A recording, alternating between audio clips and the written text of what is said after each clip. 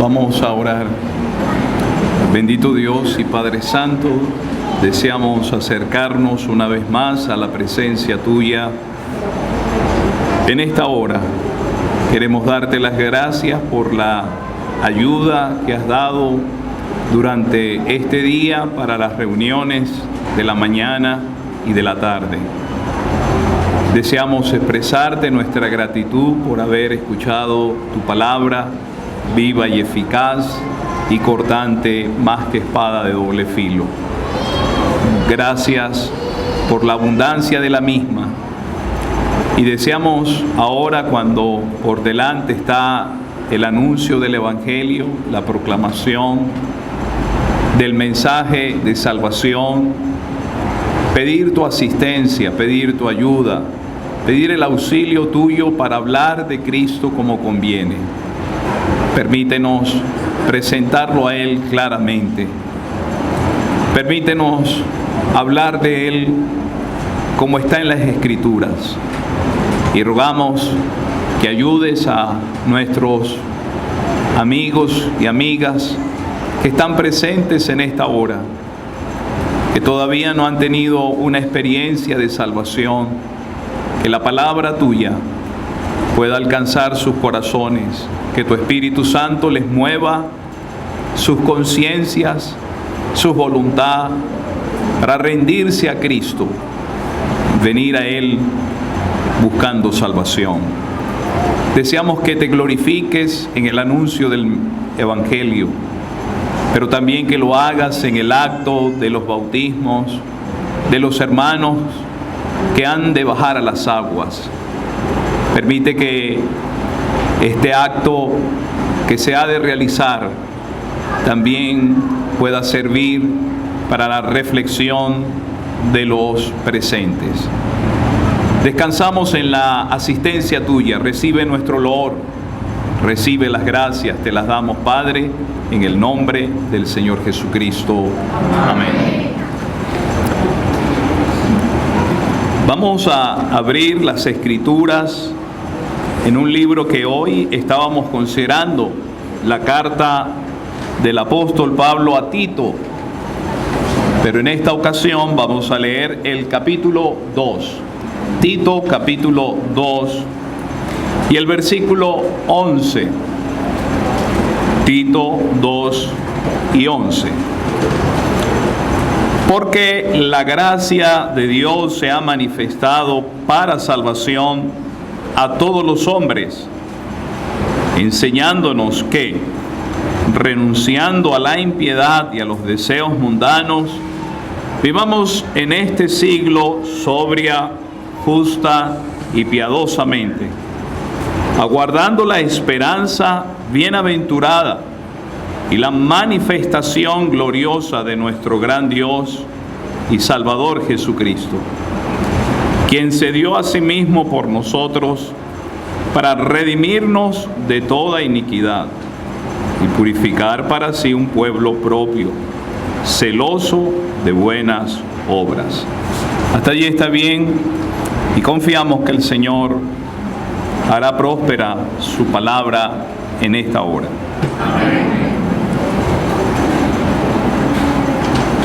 Queremos ante todo darle a los presentes la bienvenida.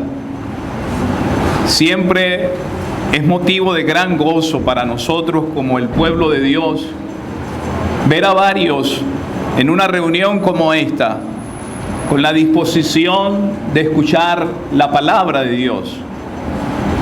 Esa es nuestra oración, nuestro ruego, nuestra súplica a Dios, que permita que sus oídos estén dispuestos para oír la palabra de Dios. El mensaje que usted quizás ha escuchado en otras ocasiones y va a escuchar en esta hora, es el mensaje divino. El Evangelio es el Evangelio de Dios. Es la palabra que presenta a Cristo. Y cuando nosotros predicamos el Evangelio, hay una palabra que es muy agradable para el corazón de un salvado. Es una palabra que cuesta definirla, pero es una palabra muy preciosa para nosotros.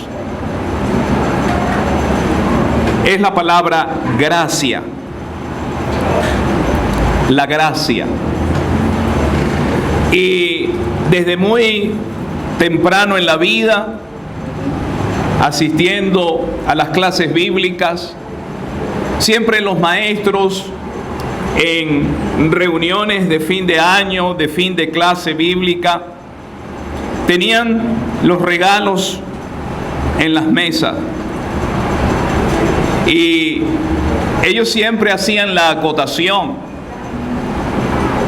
estos no son regalos. Yo dije regalos, pero ellos decían, estos no son regalos, estos son premios. Porque el premio es algo que alguien se gana. El regalo es algo que se otorga sin pedir nada a cambio. Los niños de clase bíblica muchas veces tienen que cumplir algunas tareas y objetivos por parte de los maestros de clase bíblica y ellos le otorgan su premio, los premian. Bueno, la palabra gracia, la manera más sencilla de definirla, la palabra gracia es un don, es un favor, es un regalo que no merecemos. La palabra gracia se deslinda del premio, porque si algo merecemos todos nosotros de parte de Dios, es el castigo eterno. La Biblia dice que por cuanto todos pecaron, están destituidos de la gloria de Dios. No hay ninguno que haga el bien, no hay ni siquiera uno. Dios presenta ese cuadro triste de la humanidad. Todos están encerrados bajo pecado. Todos son culpables. Todos merecen el castigo eterno. Pero hay algo de Dios que se ha manifestado a los hombres que acabamos de leer, y es la gracia de Dios. Ese favor que el hombre no merece y que Dios se lo otorga, su gracia.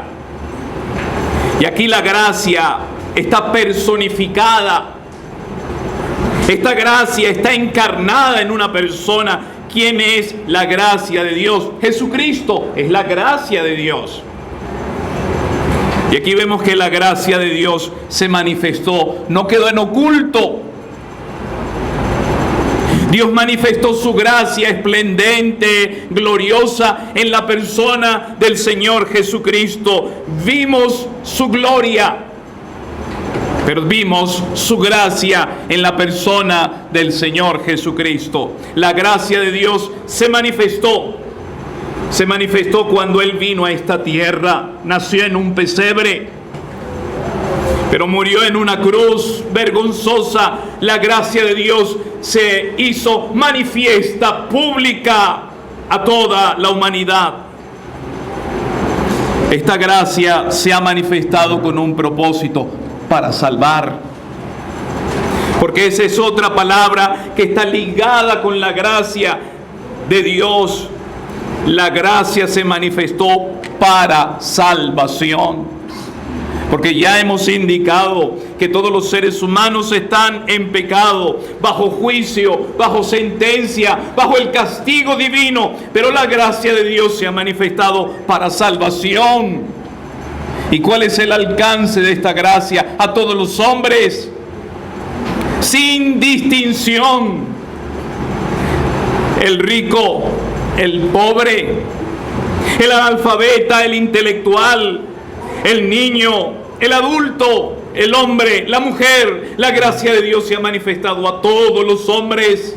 Esta gracia de Dios abarca a la humanidad entera. Quiere decir que usted está incluida, usted está incluido en el alcance de la gracia de Dios. Pero queremos pensar en tres cosas que hace la gracia de Dios. En primer lugar, la gracia de Dios redime. Y eso es lo que encontramos en el versículo 14. ¿Quién se dio a sí mismo por nosotros para redimirnos de toda iniquidad y purificar para sí un pueblo propio, celoso de buenas obras? La gracia de Dios redime. Ahora, amigo, amiga, cuando yo digo redención, ¿en qué piensa usted? ¿Qué asocia usted con la palabra redención? Probablemente en su vocabulario la palabra redención no es una palabra habitual. Pero en el contexto bíblico, la palabra redención era una palabra muy empleada en aquellos días. Cuando se hablaba de redención, se pensaba en alguien que está esclavizado, cautivo, preso, encadenado. Se está pidiendo un precio para la liberación de ese cautivo, de ese prisionero, de ese esclavo. Y entonces viene alguien y paga el precio y redime a esa persona. Esa es una de las ideas que encontramos en torno a la palabra redención. Ahora, en el ámbito espiritual, la gracia de Dios nos ha redimido. ¿Por qué nos ha redimido? Porque el ser humano en su pecado está preso, está cautivo, está esclavo. El Señor dijo: el que hace pecado, esclavo es del pecado. El ser humano, apreciado amigo, se encuentra preso, se encuentra cautivo.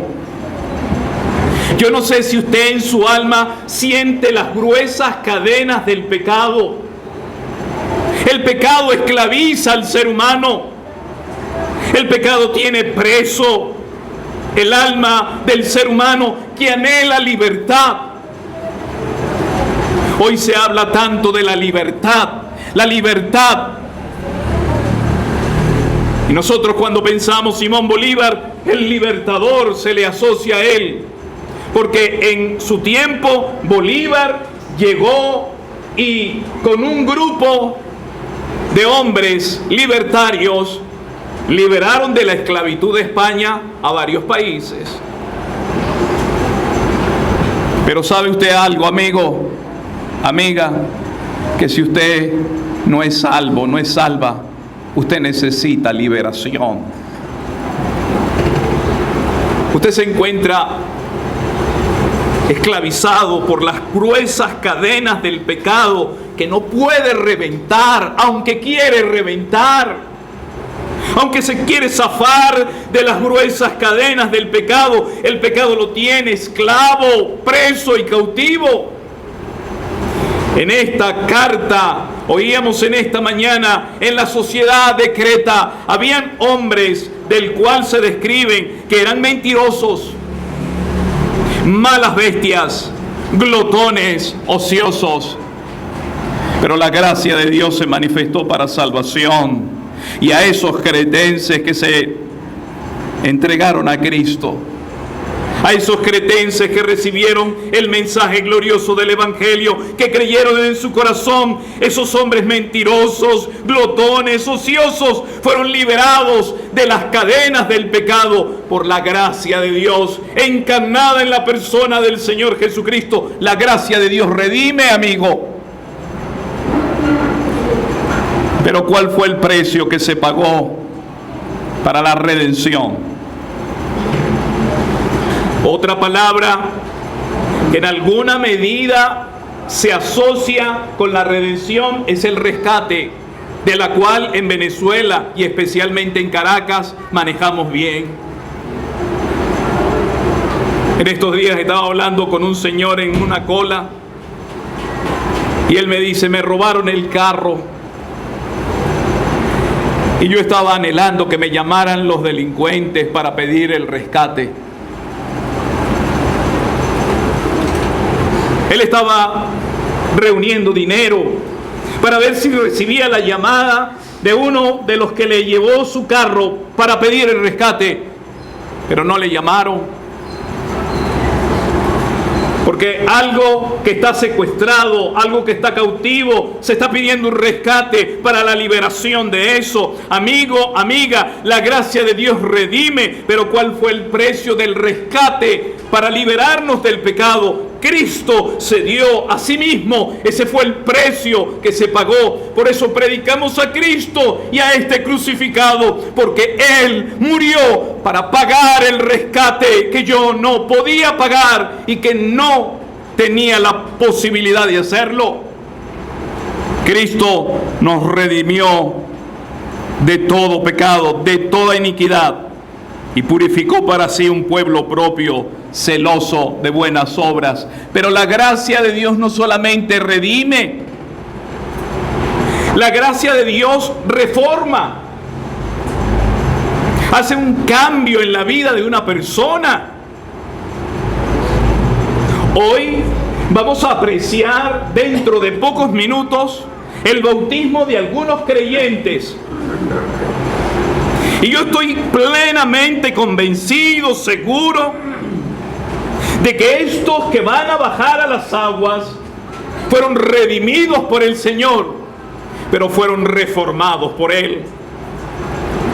Porque la gracia de Dios transforma la vida de una persona.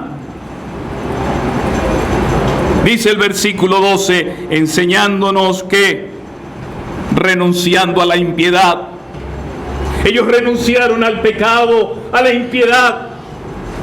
Vivamos en este siglo sobria, justa y piadosamente. La gracia de Dios reforma. Amigo, el hombre necesita cambios en su vida. Pero el cambio no lo puede hacer la educación. No. La educación es buena, pero el cambio no lo hace la educación. Me acuerdo claro cuando un predicador contó una anécdota de un hombre ateo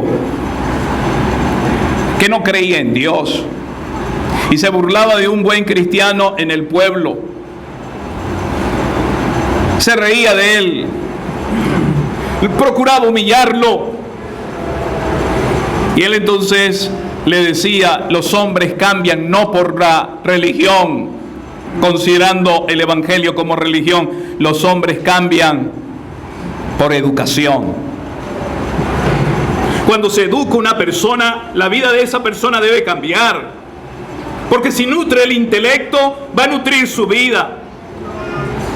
Y yo le voy a demostrar a ese hombre que Cristo no cambia la vida del ser humano, la cambia la educación. Y el hombre empezó a entrenar una gata para que la gata hiciera algunas cosas sorprendentes. La estaba educando. Y convocó a varios para demostrar su tesis, que el hombre cambia no por Cristo, ni por la Biblia, ni por el Evangelio, como dice fulano. El hombre cambia cuando se nutre el intelecto, cuando se educa, cuando saca una profesión, cuando el hombre ilumina su entendimiento con la ciencia. Y ese día que convocó a todos, se empezó a circular por parte de los más cercanos cuál era el secreto que el hombre tenía. Esa gata entrenada. Y el hermano se llevó algo en su bolsillo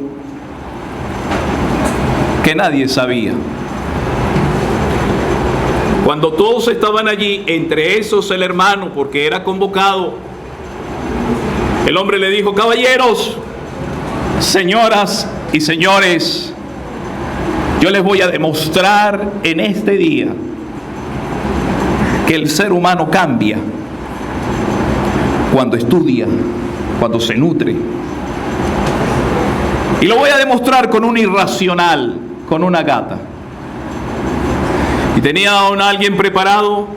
Cuando le dijo, a él le dio la orden, salió la gata, caminando con sus patas traseras, y en las patas delanteras cargaba una bandeja, y en la bandeja cargaba un vaso de agua. Y la gata caminaba lentamente con sus patas traseras. Y todo el mundo ha sorprendido. Él dice: ven ustedes, si yo he logrado esto con un irracional, ¿cuánto más con los racionales? Y el hermano sacó también su arma secreta. Sacó un ratón. Y cuando sacó el ratón empezó a correr en la sala, y cuando la gata lo vio, salió el instinto de ella. Porque el ser humano no cambia por educación, no cambia por dinero, no cambia por educación. El ser humano es transformado, reformado cuando Cristo llega a la vida de una persona. Cuán glorioso es el cambio operado en mi ser, viniendo a mi vida el Señor y el ejemplo. Estos cretenses mentirosos, pero allá habían creyentes que antes eran mentirosos, ahora hablaban la verdad. Antes eran hombres bestiales, ahora vivían en la sociedad de Creta, sobria, justa y piadosamente. Se ha dicho que sobria tiene que ver consigo mismo, justo tiene que ver con sus relaciones con los demás, y piadosamente tiene que ver con su relación con Dios. La gracia de Dios redime, la gracia de Dios reforma. Pero en estos 5 minutos finales quiero decirle algo. La gracia de Dios recompensa. Aquí hay un versículo precioso. Posiblemente para usted esto no tenga razón o sentido, sea algo que solamente gente crédula cree. Pero no. Para mí, haber recibido a Cristo ha sido lo más maravilloso en mi vida. Él me redimió de toda iniquidad. Me liberó del pecado con su sangre preciosa. La gracia de Dios me redimió. La gracia de Dios me reformó, me transformó, me hizo una nueva criatura. Pero usted sabe algo precioso. Hoy lo escuchábamos en el estudio. Los creyentes sentimos: ya está cerca. Ya está cerca. Nosotros sabemos que nos vamos a ir de esta tierra. Nosotros estamos seguros que nos vamos a ir pronto, y puede ser hoy. aguardando la esperanza bienaventurada y la manifestación gloriosa de nuestro gran Dios y Salvador, Jesucristo. El creyente es un peregrino en esta tierra, camina con esperanza. Estábamos hablando de que el panorama moral, económico, social y espiritual del planeta Tierra es oscuro. No somos profetas del desastre, pero usted ve el panorama mundial y el mundo gime. Hay crisis en todos los ámbitos, en el ámbito social, en el ámbito político, en el ámbito moral. Hay crisis moral. A lo malo se le dice bueno y a lo bueno se le dice malo. Hay gente que se burla de este libro y su autor. Pero el creyente, cuando ve este panorama gris, oscuro, como en estos días que hemos estado mirando el cielo encapotado y se oyen los sonidos de los relámpagos, uno dice: viene la lluvia.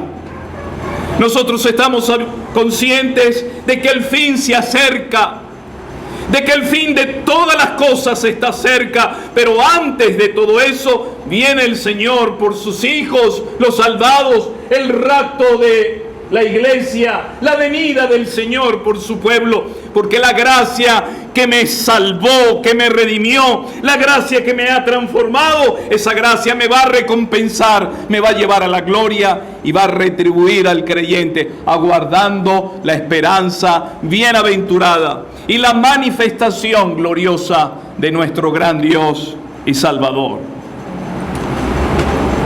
Vuelvo a llamarle la atención a los hermanos que van a bajar a las aguas ya. Entiendo que son 5, ¿no? ¿Sabe usted que el número 5 en la Biblia es el número de la gracia?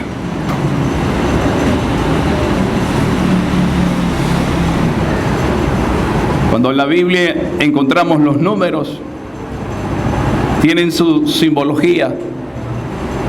El número anterior al 5 es el 4, que nos habla de la universalidad. El número 3 nos habla de la triunidad del Dios Trino. El número 1, la unidad. El número 7, la perfección. Pero el número 5, la gracia. La gracia de Dios unida a la debilidad humana.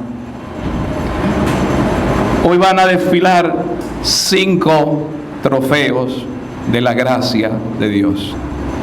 5. La gracia de Dios que los redimió, la gracia de Dios que los reformó, y la gracia bendiga su santa palabra. Más agradecidos por el mensaje del glorioso evangelio que nos ha hecho tanto bien, oh Dios. Estamos profundamente agradecidos por lo que tú nos has manifestado en la persona de Jesucristo. Él es la gracia tuya que se manifestó cabalmente. Rogamos que alguna en esta tarde pueda llegar a entender de la necesidad de la gracia tuya, pueda venir a Cristo para alcanzar la redención, el cambio que el alma necesita y tener la esperanza bienaventurada. Deseamos que te glorifiques en el acto de los bautismos en esta hora, que también pueda redundar para la gloria tuya y para el beneficio de los pecadores. Asiste a nuestro hermano que ha de bautizar y recibe, oh Dios, de nuestra parte el loor y las muchas gracias que a ti damos en el nombre del Señor Jesucristo.